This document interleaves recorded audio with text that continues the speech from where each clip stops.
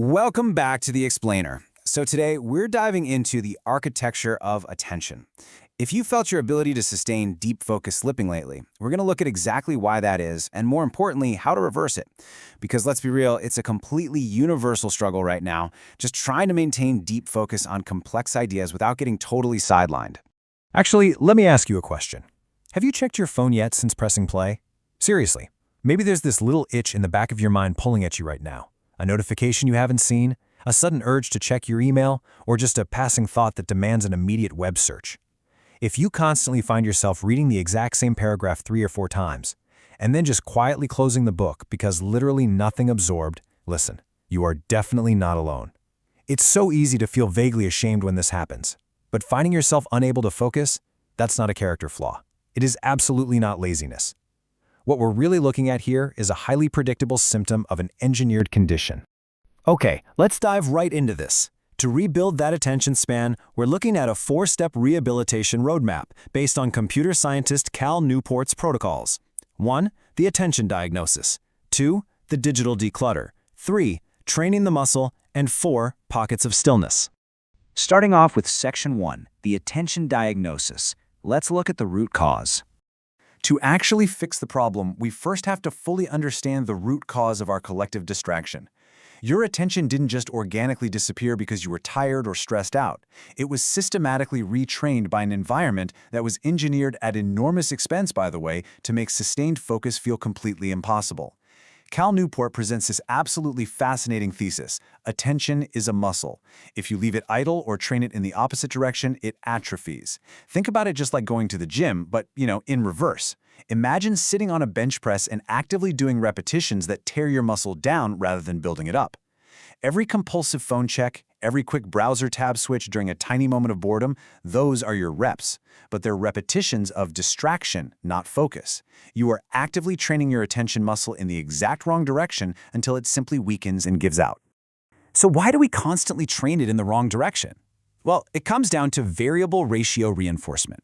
This is a behavioral principle where rewards are entirely unpredictable. Tech platforms use the exact same slot machine psychology that casinos have perfected for decades. You pull the lever, or, in our daily reality, you swipe down to refresh your social feed. And you just don't know if you'll get a reward. Will there be a new like, a breaking news story, a funny video? You have no idea. And that unpredictability is intoxicating to human neurology. It trains the brain to lock onto compulsive behavior. And it's precisely what makes sustained, unbroken depth feel utterly impossible. All right, moving into Section 2, the digital declutter. Willpower versus design. Now it's time to shift from our empathetic diagnosis to a highly pragmatic intervention. And here is the harsh reality we all just have to accept. Willpower does not beat design. If your smartphone is sitting right there on your nightstand or your desk, you are eventually going to check it. Not because you're weak-willed, but because it was engineered by thousands of very smart people to be checked. To fix this, we have to fundamentally alter our physical environment. Step 1, go out and get a cheap standard alarm clock. Step 2, relocate your phone to an entirely different room at night. Now, these sound like minor physical fixes, but they're profound. By putting your phone in another room, you're allowing your brain to wake up and gently surface into morning silence. Rather than being immediately hit with digital stimulus and pulled into the world's urgent demands before your feet even hit the floor, you give your brain the quiet space it desperately needs to set the tone for the day. Once that morning quiet is reclaimed, we enter a 30-day digital declutter. The primary goal here is to remove every piece of optional digital technology from your life to forcefully interrupt that behavioral loop we talked about earlier. But you can't just leave a massive void where all those hours of scrolling used to be. You have to actively transition from a mediated experience of constant digital noise to an unmediated experience. Think about the difference here. A mediated experience is everything filtered through a screen. The curated photos, the algorithmically sorted outrage, the endless notifications. An unmediated experience means replacing that scrolling with real, tangible reality. It's feeling the texture of a physical book in your hands. It's taking a walk outside and actually listening to the ambient noise of your neighborhood instead of drowning it out with a podcast in your earphones. It's eating a meal without a screen popped up against your water glass. It simply gives your brain the time and the space to remember how to exist without constant artificial stimulation. Okay, let's move to Section 3, training the muscle, the deep work phase.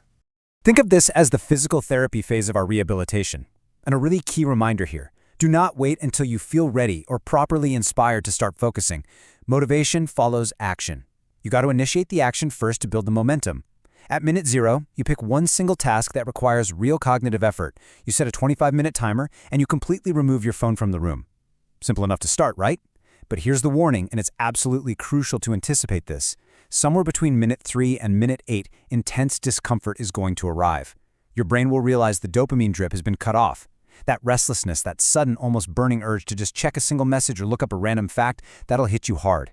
When that itch arrives, that is the exact moment the training actually begins. Remember this? Do not negotiate with that urge. Acknowledge it, stay with the task, quietly return your focus to the work in front of you, and push through to minute 25. That resistance, that is the muscle growing. And finally, we reach section 4, pockets of stillness, managing daily transitions. Rebuilding your attention span isn't just about what you do at your desk when you're trying to work. It heavily relies on how you manage those small, quiet, transitional moments throughout your whole day. Think about waiting in line for a coffee or riding up an elevator. For years, your brain has been conditioned to expect constant stimulation during every single one of these mundane transitions. So instead of instinctively reaching right into your pocket, there are 2 powerful techniques we can use to handle that stillness. First is scheduled distraction. This means deciding the night before exactly when you will browse the internet or check social media. You box the noise in. Outside of that specific time window, the stimulation simply isn't an option. Second is productive meditation. This is where you bring your full, undivided attention to one specific problem or idea while engaging in a physical, low-stress task, like washing the dishes, folding laundry, or walking the dog. Both of these strategies actively retrain your brain to be perfectly comfortable existing without a screen in front of its face.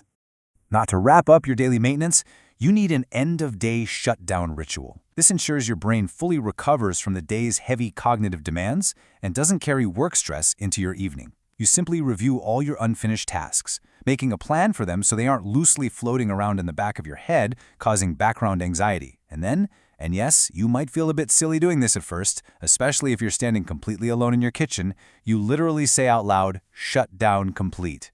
It acts as a definitive neurological boundary. It's a psychological cue to your brain that the workday is officially over and the resting phase has officially begun.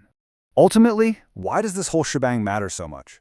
Because attention is the medium through which you experience your life. This isn't just some simple productivity metric so you can output more emails for your boss. This is profoundly deeper than that. When your attention is constantly fragmented, your personal relationships become fragmented. You're only half present for the people sitting right across the table from you. Your very capacity to experience something genuinely beautiful, complex, or meaningful in the world is diminished because your brain is always just looking for the next cheap hit of dopamine.